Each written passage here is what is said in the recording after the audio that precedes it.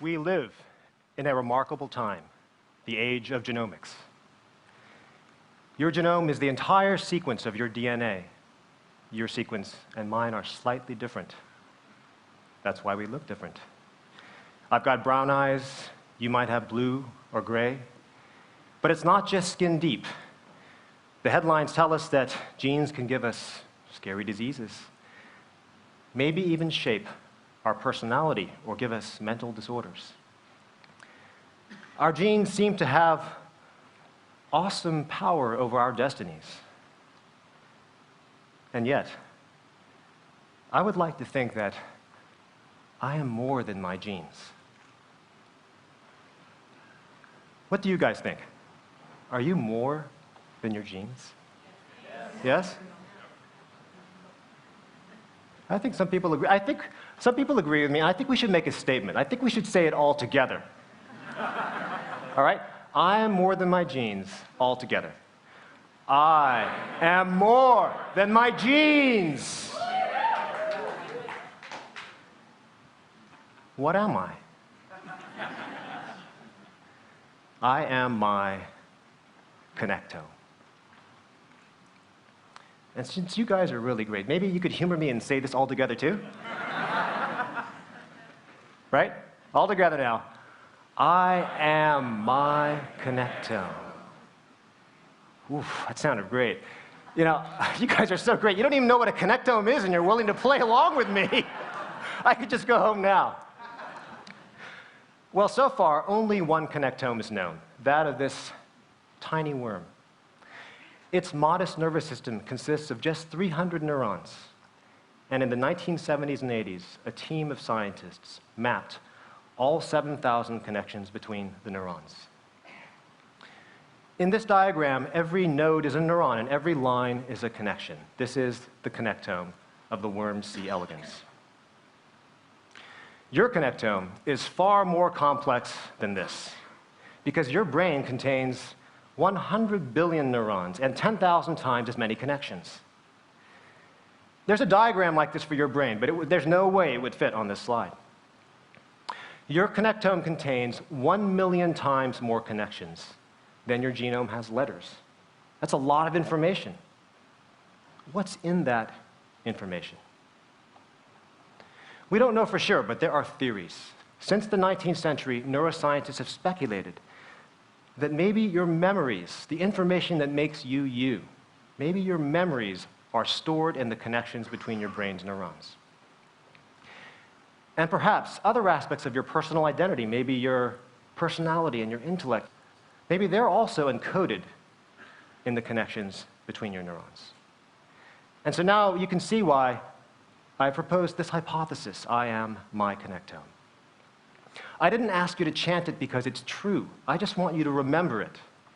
And in fact, we don't know if this hypothesis is correct because we have never had technologies powerful enough to test it.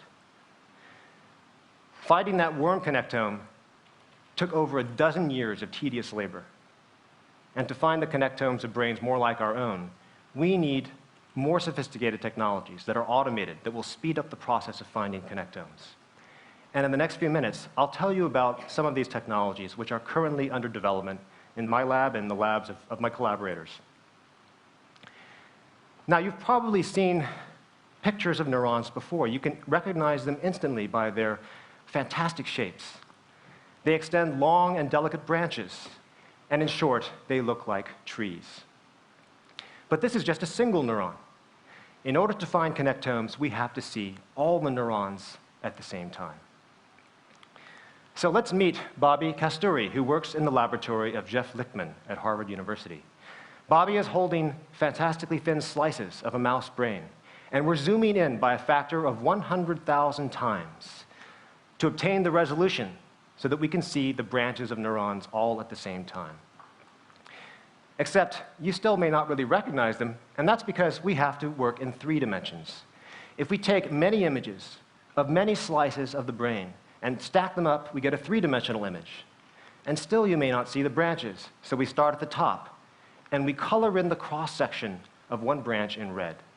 And we do that for the next slice, and for the next slice. And we keep on doing that, slice after slice. If we continue through the entire stack, we can reconstruct the three-dimensional shape of a small fragment of a branch of a neuron. And we can do that for another neuron in green. And you can see that the green neuron touches the red neuron at two locations. And these are what are called synapses. Let's zoom in on one synapse and keep your eyes on the interior of the green neuron. You should see small circles. These are called vesicles. They contain a molecule known as a neurotransmitter. And so when the green neuron wants to communicate, wants to send a message to the red neuron, it spits out neurotransmitter. At the synapse, the two neurons are said to be connected, like two friends talking on the telephone. So you've seen how to find a synapse. How can we find an entire connectome?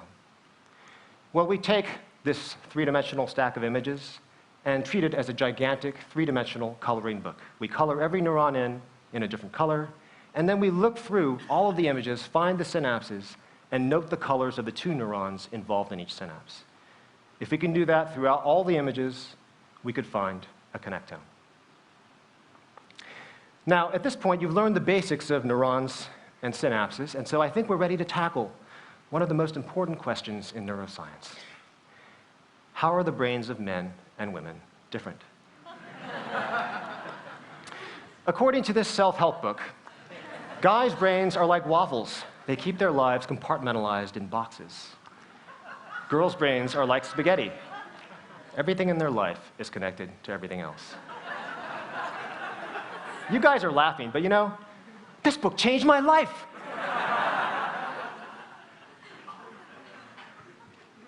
But seriously, what's wrong with this? You already know enough to tell me. What's wrong with this statement?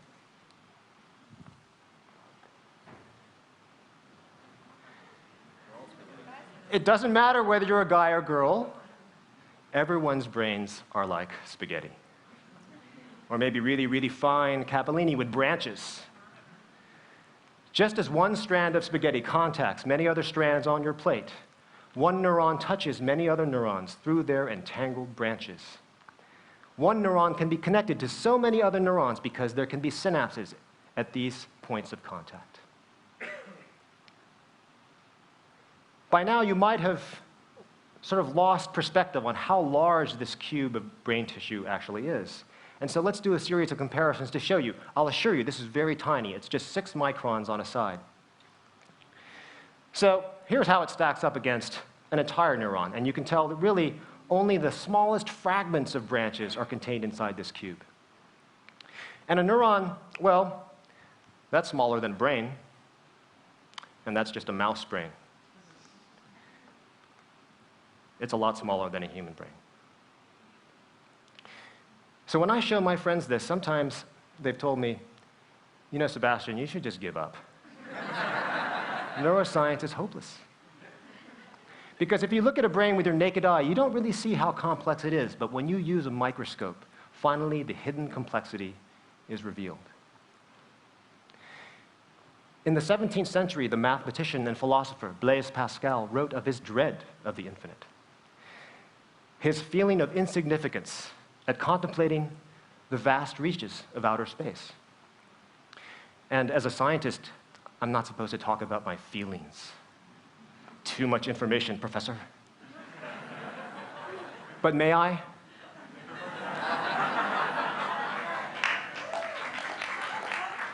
I feel curiosity, and I feel wonder, but at times I have also felt despair. Why did I choose to study this organ that is so awesome in its complexity that it might well be infinite? It's absurd.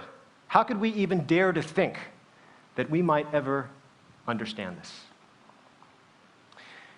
And yet I persist in this quixotic endeavor, and indeed, these days I harbor new hopes.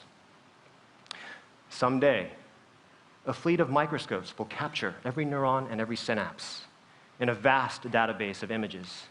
And someday, artificially intelligent supercomputers will analyze the images without human assistance to summarize them in a connectome. I do not know, but I hope that I will live to see that day. Because finding an entire human connectome is one of the greatest technological challenges of all time. It will take the work of generations to succeed.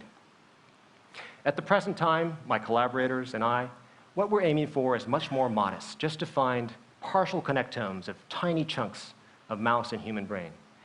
But even that will be enough for the first test of this hypothesis that I am my connectome. For now, let me try to convince you of the plausibility of this hypothesis, that it's actually worth taking seriously.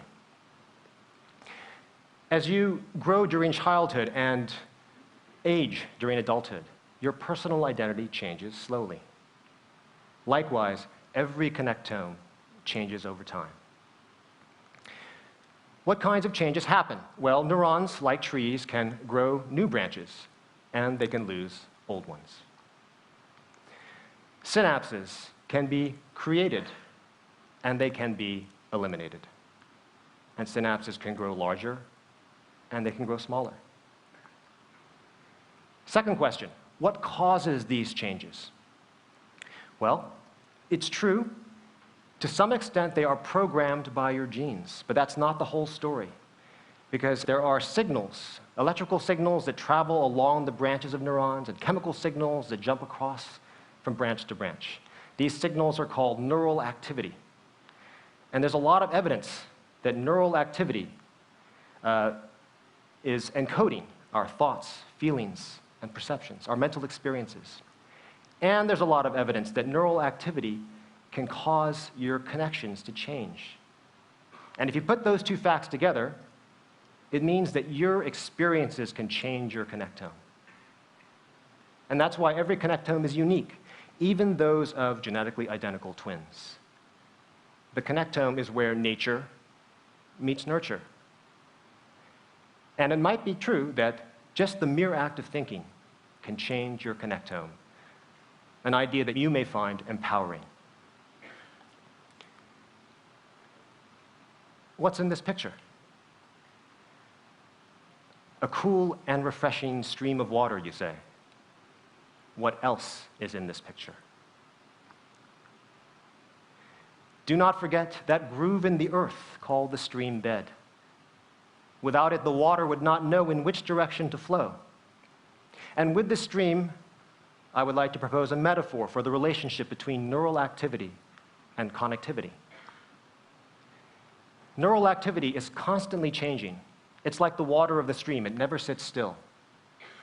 The connections of the brain's neural network determine the pathways along which neural activity flows. And so the connectome is like the bed of the stream. But the metaphor is richer than that, because it's true that the stream bed guides the flow of the water.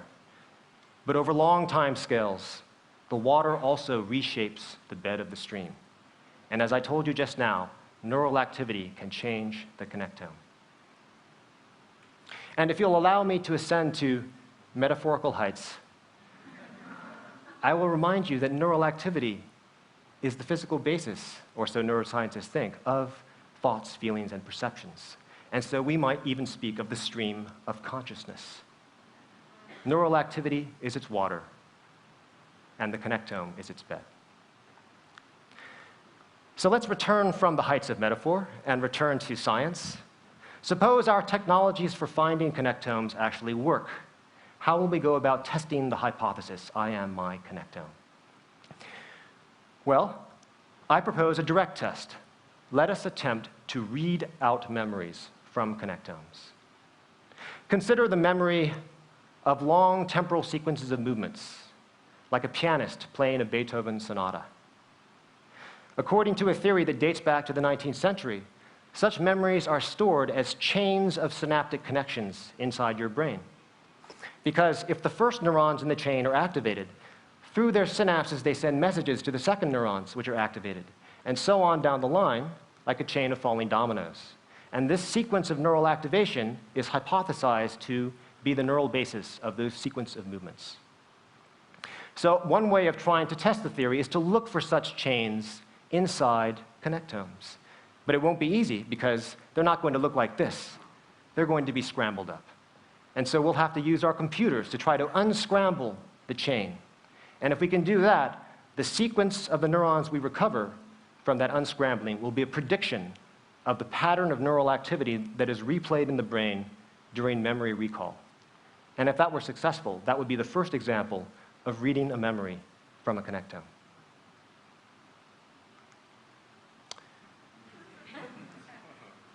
What a mess. Have you ever tried to wire up a system as complex as this? I hope not. But if you have, you know it's very easy to make a mistake. The branches of neurons are like the wires of the brain. Can anyone guess what's the total length of wires in your brain? I'll give you a hint, it's a big number. I estimate millions of miles, all packed in your skull. And if you appreciate that number, you can easily see there is huge potential for miswiring of the brain. And indeed, the popular press loves headlines like anorexic brains are wired differently or autistic brains are wired differently. These are plausible claims, but in truth, we can't see the brain's wiring clearly enough to tell if these are really true. And so the technologies for seeing connectomes will allow us to finally read miswiring of the brain, to see mental disorders in connectomes. Sometimes, the best way to test a hypothesis is to consider its most extreme implication. Philosophers know this game very well. If you believe that I am my connectome, I think you must also accept the idea that death is the destruction of your connectome. I mention this because there are prophets today who claim that technology will fundamentally alter the human condition and perhaps even transform the human species. One of their most cherished dreams is to cheat death by that practice known as cryonics. If you pay $100,000, you can arrange to have your body frozen after death and stored in liquid nitrogen in one of these tanks in an Arizona warehouse, awaiting a future civilization that is advanced enough to resurrect you. Should we ridicule the modern seekers of immortality, calling them fools? Or will they someday chuckle over our graves? I don't know. I prefer to test their beliefs scientifically. I propose that we attempt to find a connectome of a frozen brain. We know that damage to the brain occurs after death and during freezing. The question is, has that damage erased the connectome? If it has, there is no way that any future civilization will be able to recover the memories of these frozen brains. Resurrection might succeed for the body, but not for the mind. On the other hand, if the connectome is still intact, we cannot ridicule the claims of cryonics so easily. I've described a quest that begins in the world of the very small and propels us to the world of the far future. Connectomes will mark a turning point in human history. As we evolved from our ape-like ancestors on the African savanna, what distinguished us was our larger brains. We have used our brains to fashion ever more amazing technologies. Eventually, these technologies will become so powerful that we will use them to know ourselves by deconstructing and reconstructing our own brains. I believe that this voyage of self-discovery is not just for scientists, but for all of us. And I'm grateful for the opportunity to share this voyage with you today. Thank you.